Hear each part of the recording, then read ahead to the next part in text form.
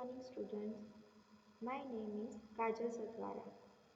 आज मैं आपको mobile computing and application development subject से पढ़ाने वाली हूँ, जिसमें हम फर्स्ट यूनिट पढ़ने वाले हैं। फर्स्ट यूनिट का नाम है इंट्रोडक्शन टू मोबाइल कंप्यूटिंग, जिसके हमने 2 टॉपिक पहले कवर कर लिए हैं आगे के लेक्चर में, और आज दूसरे 2 टॉपिक हम सीखने वाले हैं। तो वो 2 टॉपिक के नाम क्या है? फर्स्ट टॉपिक का नाम है cell, cluster and frequency reuse concept, और अनदर जो टॉपिक सीखने वाले हैं उसका नाम है different modes used for mobile communication. तो first of all first topic का हम लेते हैं। फर्स्ट टॉपिक में हम what is cell, what is cluster and what is the frequency reuse in mobile communication, वो हम देखेंगे। और अनदर टॉपिक जो है हमारा different modes used for mobile communication. तो कौन कौन से मोड्स हम यूज़ कर सकते हैं मोबाइल कम्युनिकेशन के अंदर कम्युनिकेट करने के लिए, वो हम पढ़ेंगे। ठीक है। और नेक्स्ट में हम पढ़ेंगे कि what is cell. What is cell? Cell is the basic geographic unit of the cellular communication system. Means कि मोबाइल फ़ोन और मोबाइल कम्युनिकेशन के अंदर जो बेसिक जियोग्राफिक यूनिट यूज़ होता है उसको हम सेल बोलते हैं। इन cellular network, total area is subdivided into smaller areas as called cells.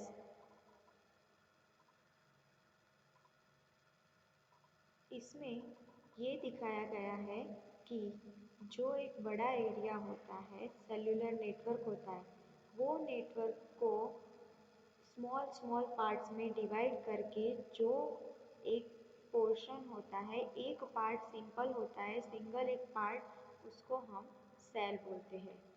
एक बड़ी सी स्पेस होती है, उसको हम स्मॉल स्मॉल पार्ट्स में डिवाइड करके उसको यूज़ करते हैं। तो वो जो सिंगल सिंगल पार्ट होता है उसको हम सेल बोल सकते हैं। ठीक है। Each cell can cover a limited number of mobile subscribers within its boundaries. इसका मीनिंग ये है कि हम जो मोबाइल यूज़ करते हैं तो वो मोबाइल के सब्सक्राइबर हुए हम, उसकी एक लिमिटेड नंबर ऑफ एरिया होगी, मीन्स की बाउंड्री होगी, उसको यूज़ करने के लिए हमें पर्टिकुलर सेल दिया गया होगा, ऑक्यूपाई किया गया होगा, इसको हम सेल बोलते हैं। Each cell have a base station with a number of radio frequency channels. Mobile communication के अंदर अलग अलग बेस स्टेशन यूज़ होते हैं। तो उसके अंदर जो बेस स्टेशन है उसमें पर्टिकुलर रेडियो फ्रीक्वेंसी चैनल्स होती है जो पर्टिकुलर सेल को दी गई होती है, और वही रेडियो फ्रीक्वेंसीज को यूज़ करके सेल हम मोबाइल सब्सक्राइबर जो यूज़र्स होते हैं वो यूज़ कर सकते हैं सेल को। नेक्स्ट है frequencies used in a given cell area will be simultaneously reused at a different cell which is geographically separated. इसका मीनिंग ये है कि नेटवर्क के अंदर हमें जो जो सेल प्रोवाइड किए गए हैं और उसका जो जियोग्राफिकल एरिया दिया गया है, पर्टिकुलर बाउंड्री डिसाइड की गई है, उसको हम उस लिमिट तक ही यूज़ कर सकते हैं, और वो अलग अलग सेल का अलग अलग सेपरेटेड जियोग्राफिकल नेटवर्क होता है। A typical 7 cell pattern can be considered. इसके अंदर ये बताया गया है कि जो एक सेल होता है उसको हम 7 सेल का एक ग्रुप बना के यूज़ कर सकते हैं। और ये जो डायग्राम आपको अभी स्क्रीन पे दिख रहा है वो एक पर्टिकुलर सेल है, ये एक सेल है और ये ग्रुप ऑफ सेल है। ठीक है, समझ में आया सबको? नेक्स्ट इसमें है व्हाट इज क्लस्टर। तो क्लस्टर क्या है? Cluster is a group of cells in which cells are arrange. Means कि बहुत सारे सेल्स को अरेंज करके एक ग्रुप बनाते हैं, उसको हम क्लस्टर बोलते हैं। एक क्लस्टर के अंदर मोस्टली 7 सेल अरेंज होते हैं। इसका डायग्राम मैं अभी आपको नेक्स्ट में दिखाऊंगी। अभी the group of cells where the available frequency spectrum is totally consumed is called a cluster of cells. जो जो फ्रीक्वेंसी स्पेक्ट्रम है वो सब सेल को अलग अलग डिवाइड की गई होती है और वो सेल मोबाइल सब्सक्राइबर यूज़ कर सकता है। और जो ग्रुप ऑफ सेल होता है उसको हम क्लस्टर की तरह यूज़ कर सकते हैं। A cluster is a group of cells in which all available frequencies have been used once and only once. इसका मीनिंग ये है कि हमें अलग अलग सेल को अलग अलग फ्रीक्वेंसीज दी गई है। तो हम एक फ्रीक्वेंसी यूज़ करते हैं और अनदर यूज़र दूसरी फ्रीक्वेंसी यूज़ करता है। तो वो फ्रीक्वेंसी जब हम यूज़ करते हैं तब वो ऑक्यूपाइड होती है और अलोकेटेड होती है पर्टिकुलर यूज़र को। और जो पर्टिकुलर यूज़र वो फ्रीक्वेंसी को जब यूज़ करना बंद करता है, एक सेल की फ्रीक्वेंसी जब यूज़ होनी बंद होती है तो कोई अनदर यूज़र ऐसा होगा कि जिसको अभी नेटवर्क में आना है और उसको वो फ्रीक्वेंसी चाहिए। तो डायरेक्टली क्लस्टर के अंदर से वो सेल अपनी फ्रीक्वेंसी किसी और यूज़र को ऑक्यूपाई करेगा। इसका मीनिंग ये है कि at a time one user ही जो पर्टिकुलर फ्रीक्वेंसी उसे उसे ऑक्यूपाई की गई है वो यूज़ कर सकता है। Since the same frequencies can be used neighboring clusters, interference may become a problem.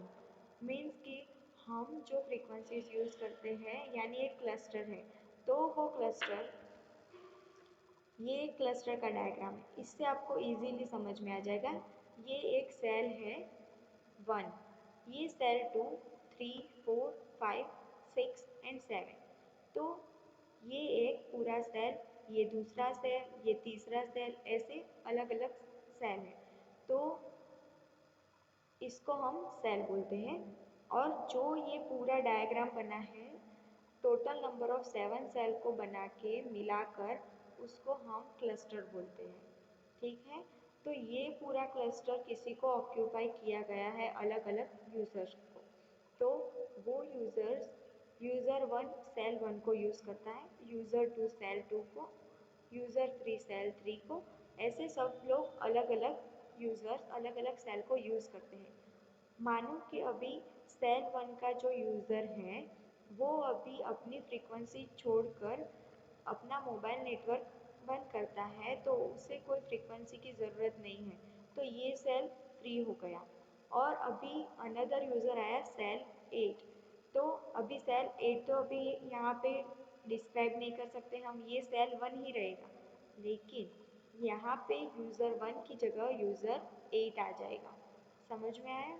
यानी कि एक सेल पर्टिकुलर फ्रीक्वेंसी यूज़ कर रहा है और वो यूज़र यूज़ करने के बाद जब अपनी फ्रीक्वेंसी को क्लोज करता है यानी कि अपने नेटवर्क को कंप्लीट करके बंद कर देता है, तब अनदर यूज़र आएगा और वो फ्रीक्वेंसी को यूज़ करेगा।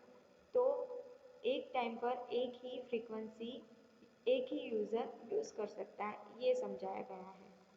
नेक्स्ट है frequency reuse concept. Frequency reusing is the concept of using the same radio frequencies within a given area that are separated by considerable distance with minimal interference to establish communication. तो इसमें हम समझेंगे कि frequency reuse, ये नाम से आपको पता चलेगा कि जो फ्रीक्वेंसी एक बार किसी यूज़र ने यूज़ की हुई है वो हमें दोबारा यूज़ करनी है। तो फ्रीक्वेंसी रीयूज़ का मीनिंग ये है कि एक बार एक यूज़र वन ने यूज़र वन है तो वो यूज़र वन अपनी फ्रीक्वेंसी को यूज़ करके छोड़ के दूसरी फ्रीक्वेंसी को लेता है यूज़ करने के लिए, तब जो आगे की फ्रीक्वेंसी थी वो ब्लैंक हो गई। तो इस टाइम पे ऐसा होगा कि अनदर यूज़र आके ये फ्रीक्वेंसी को रीयूज़ करेगा, उसको बोलते हैं फ्रीक्वेंसी रीयूज़। तो यही समझाया गया है कि मिनिमम टाइम में मिनिमम फ्रीक्वेंसी यूज़ हो और अनदर यूज़र्स उसको रीयूज़ कर सके। ये फ्रीक्वेंसी का बैंडविड्थ फिक्स होता है और उसका जो कंसिडरेबल डिस्टेंस होता है, मीन्स कि जो भी एक हम है तो हमें हमारे लिए एक पर्टिकुलर एरिया है, अगर हम अहमदाबाद में रहते हैं तो हमें उनका सब एरिया पता होगा, तो हम वहाँ तक का कोई भी हमें डिटेल्स पूछेगा तो हमें पता रहेगा कि हम बता सकेंगे। और हमें ये बताने के लिए कि गांधीनगर में क्या है कहाँ पर है ये हमें पता नहीं है तो हम बता सकेंगे नहीं। तो उस पर्टिकुलर एरिया में हम जानते हैं कि कहाँ तक एक एरिया का जो लोकेशन होता है वहाँ का हम पता होता है तो किसी को बताते हैं, अगर नहीं पता होता है तो वो दूसरे डिस्टेंस पे जाके किसी और से पूछता है। इसमें समझना है कि हमें पर्टिकुलर डिस्टेंस तक ही कुछ पता होता है, वैसे ही फ्रीक्वेंसी में पर्टिकुलर एरिया फिक्स होता है, वहाँ तक ही ये फ्रीक्वेंसी पहुँचती है और वहाँ तक यूज़ होती है, उसका एक पर्टिकुलर बेस स्टेशन होता है।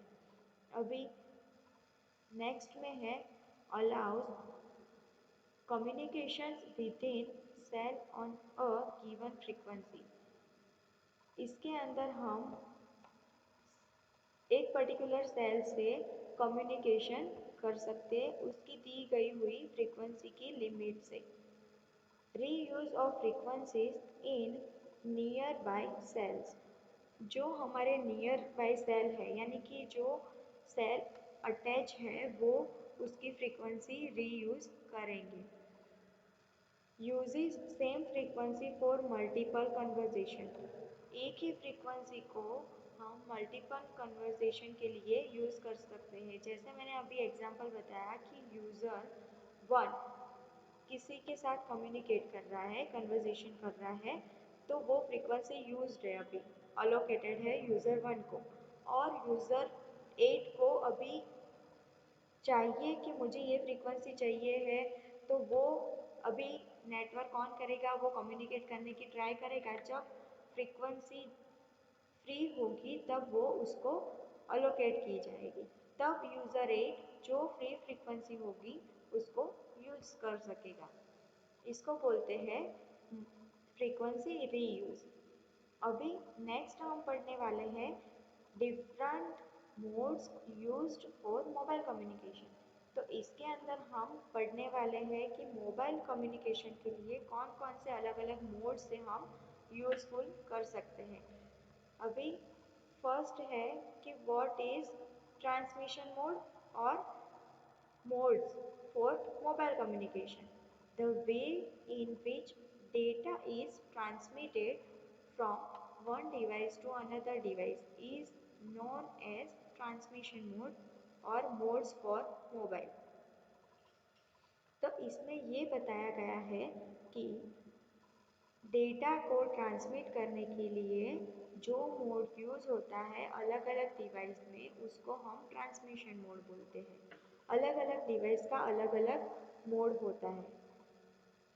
The transmission mode is also known as communication mode. मैंने अभी जैसे बताया कि मोड्स फॉर मोबाइल और ट्रांसमिशन मोड और कम्युनिकेशन मोड तीनों सेम ही चीज़ है, यानी एग्ज़ाम में आपको ऐसा भी पूछ सकते हैं कि different transmission modes use for mobile communication, तो इसका भी आंसर सेम ही आएगा। अभी नेक्स्ट में है the transmission mode is divided into three categories. अभी यहाँ पे आपको ये डायग्राम दिख रहा है, उसमें दिखाया गया है कि एक ट्रांसमिशन मोड है उसके तीन डिवाइड कैटेगरीज है। तो फर्स्ट कैटेगरी है सिंप्लेक्स मोड, सेकेंड कैटेगरी है half duplex mode and third category है फुल डुप्लेक्स मोड। तो फर्स्ट ऑफ ऑल हम पढ़ेंगे कि सिंप्लेक्स मोड। सिंप्लेक्स मोड यानी the transmission process in which transmission can take place only one direction is called simplex system. तो हमें इस sentence में ये बताया गया है कि सिंप्लेक्स सिस्टम यानी कि सिंप्लेक्स मोड जब यूज होता है तब ट्रांसमिशन के लिए डेटा ट्रांसमिशन के लिए एक ही डायरेक्शन में जाता है। मीन्स कि हमें हम सेंडर है तो हमें किसी को डेटा सेंड करना है तो हम सिर्फ डेटा सेंड ही कर सकते हैं, रिसीव नहीं कर सकते हैं। तो इसको बोलते हैं one direction. A duplex communication channel requires two simplex channels operating in opposite directions at the same time। अगर हमें एक दूसरे के साथ कम्युनिकेट करना है, सेंडर और रिसीवर को एक दूसरे के साथ जब कम्युनिकेट करना होता है तब सिंप्लेक्स के दो चैनल लगाने पड़ते हैं अपोजिट डायरेक्शन में, तब वो दोनों एक दूसरे के साथ कम्युनिकेट कर सकते हैं एट द सेम टाइम पे। ये हमें बताया गया है। In simplex mode the communication is unidirectional. Means कि वन डायरेक्शन में ही ये वर्क करता है। अगर डेटा हम सेंड कर सकते हैं तो सिर्फ हम उस डेटा को सेंड ही कर सकते हैं, रिसीव नहीं कर सकते। अगर हम डेटा को रिसीव करते हैं तो ओनली एंड ओनली रिसीव ही कर सकते हैं। इसको बोलते हैं यूनिडायरेक्शन। A device can only send the data but not receive it, or it can receive the data but cannot send the data। मैंने जैसे बताया कि अगर हम डेटा सेंड कर सकते हैं तो ओनली एंड ओनली सेंड ही कर सकते हैं, रिसीव नहीं कर सकते। और अगर हम जब डेटा रिसीव करते हैं तो डेटा को हम सेंड नहीं कर सकते। Keyboard and monitor are the examples of the simplex mode, as a keyboard can only accept the data from the user and monitor can only be used to display the data on the screen। Means keyboard से हम data input ही कर सकते हैं, output दे सकते नहीं। तो output अगर हमें चाहिए स्क्रीन पे तो उसके लिए हम मॉनिटर का यूज़ कर सकते हैं। और इसका एक बेस्ट एग्जांपल है रेडियो। तो रेडियो में जब कोई चैनल चलती होती है तो उसमें सिर्फ हमें सुनाई देता है, हम सामने से आंसर करेंगे फिर भी उसको सुनाई देगा नहीं। ये एक बेस्ट एग्जांपल है। नेक्स्ट है इसका डायग्राम। सिंप्लेक्स में अभी तक जो आपको बोल रही थी उसमें शायद आपको समझ में नहीं आ रहा होगा, तो आप ये डायग्राम देख के समझ सकते हो कि transmission in only one direction means कि डेटा सेंड होता है तो ओनली सेंड एंड सेंड ही होता है, रिसीव करते हैं तो सिर्फ रिसीव कर सकते हैं। इसमें है यूनिडायरेक्शनल सिस्टम। ये जो एरो दिखाया गया है ये लाइक यूज़र वन है, यूज़र टू है। तो इसमें से user one only data send कर सकता है, रिसीव कर सकता नहीं है। ठीक है। नेक्स्ट है हाफ डुप्लेक्स। हाफ डुप्लेक्स में है the transmission process in which transmission can take place only in both direction but user does not receive signal at the same time is called half duplex और semi duplex system. इसका meaning ये है कि अगर हमें data send करना है और रिसीव दोनों ही करना है तो एट द सेम टाइम पे एक यूज़र वो डेटा को सेंड और रिसीव नहीं कर सकता है। अगर मैंने यूज़र वन होके किसी यूज़र टू को डेटा सेंड किया तो यूज़र टू अपने डेटा को रिसीव तब ही कर पाएगा जब मेरा डेटा सेंड हो जाएगा और मेरी सिस्टम क्लोज हो जाएगी। तब सामने वाला यूज़र अपनी सिस्टम में अपना डेटा देख सकेगा और रिसीव कर सकेगा। और हाफ डुप्लेक्स को सेमी डुप्लेक्स सिस्टम भी कहा जाता है। In a half duplex channel direction can be reversed. The station can transmit and receive the data as well. इसका मीनिंग ये है कि हम डेटा को सेंड भी कर सकते हैं और रिसीव भी कर सकते हैं। Messages flow in both directions but not at the same time. मैंने जैसे बताया कि यूज़र वन अपना डेटा जब सेंड करके ख़त्म करेगा अपनी प्रोसेस, तभी सामने वाला रिसीवर यूज़र टू अपने डेटा को रिसीव कर सकेगा। बिकॉज ऑफ सेम टाइम पे ये वर्क नहीं करता है। The entire bandwidth of the communication channel is utilized in one direction at a time. इसका मीनिंग ये है कि हम एक चैनल पे एक टाइम पे डेटा सेंड कर सकते हैं और दूसरे टाइम पे डेटा को रिसीव कर सकते हैं। एट अ टाइम सिर्फ एक ही कम्युनिकेशन हो सकता है। A walkie talkie is an example of the half duplex mode. इसका मीनिंग ये है कि जो ये एग्जाम्पल दिया गया है वॉकी टॉकी, आपने नाम सुना होगा कि वॉकी टॉकी है, तो उसमें जब कोई डेटा सेंड करता है तो वो बोलता है और सामने सेंडर को सेंडर ने सेंड किया और रिसीवर ने रिसीव करना है, तो सेंडर ने जब सेंड करके कंप्लीट किया तभी रिसीवर अपने डेटा रिसीव कर सकेगा। अगर सेंडर सेंड कर रहा है और रिसीवर रिसीव करने की ट्राई कर रहा है तो वो नहीं होगा सेम टाइम पे। वॉकी टॉकी में ऐसा होता है कि पहले सामने वाले बोलते हैं और दूसरे यूज़र टू होते हैं वो सुनते हैं, और फिर यूज़र टू जब स्पीकिंग करता है तब यूज़र वन सुनता है। ये हाफ डुप्लेक्स का डायग्राम है। इसमें दिखाया गया है कि एक यूज़र वन और यूज़र टू, यूज़र वन ने डेटा को सेंड किया और उसके बाद इसको डेटा मिल गया और यूज़र टू को कुछ आंसर देना है, तो यूज़र टू ने फिर आंसर किया यूज़र वन को, तब यूज़र टू के पास आंसर यूज़र वन के पास आंसर पहुंचा और यूज़र वन ने देखा। फिर से उसको कुछ डाउट है तो उसने कुछ पूछा और उसने डेटा को सेंड किया, फिर से इसने आंसर करके इसको डेटा वापस दिया।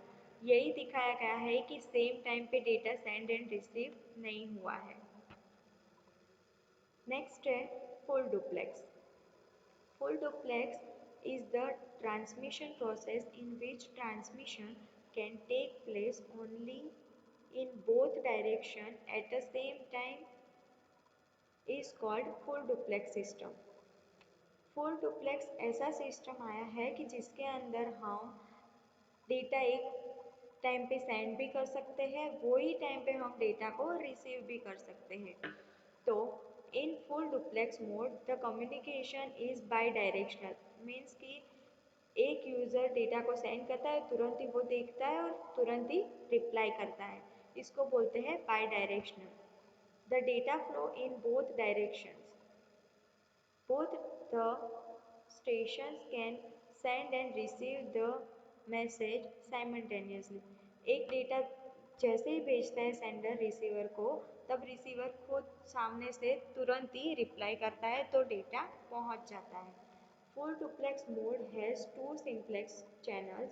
One channel has traffic moving in one direction and another channel has traffic flowing in the opposite direction। ये फुल डुप्लेक्स मोड के अंदर सिंप्लेक्स के दो चैनल्स लगाए गए हैं।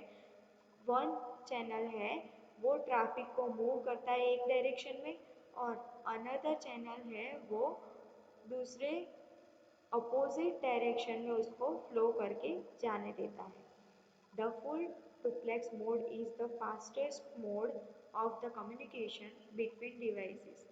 तो full duplex mode is the fastest mode, यानी हम अभी जो communicate कर रहे हैं एक दूसरे के साथ या फिर फ़ोन पे किसी के साथ बात कर रहे हैं, वो अभी fastest communication होता है डिवाइस के अंदर, उसके अंदर full duplex mode यूज़ किया गया है। The most common example of the full duplex mode is a telephone network। Telephone network इसका बेस्ट एग्जाम्पल है। अभी मैं जो बोल रही थी उसका ये डायग्राम है फुल डुप्लेक्स का। फुल डुप्लेक्स में लिखा है transmission in both the direction simultaneously. तो वन यूज़र एक एट अ टाइम सेंड करता है डेटा और रिसीवर डेटा को रिसीव करके तुरंत ही रिप्लाई करता है। तो user one at a time data sign करता है, यूज़र टू उसको रिसीव करके फिर से तुरंत ही रिप्लाई करता है। Thank you students. एंड अभी आपको कोई डाउट हो तो आप मुझे पूछ सकते हैं। Thank you. Have a good day.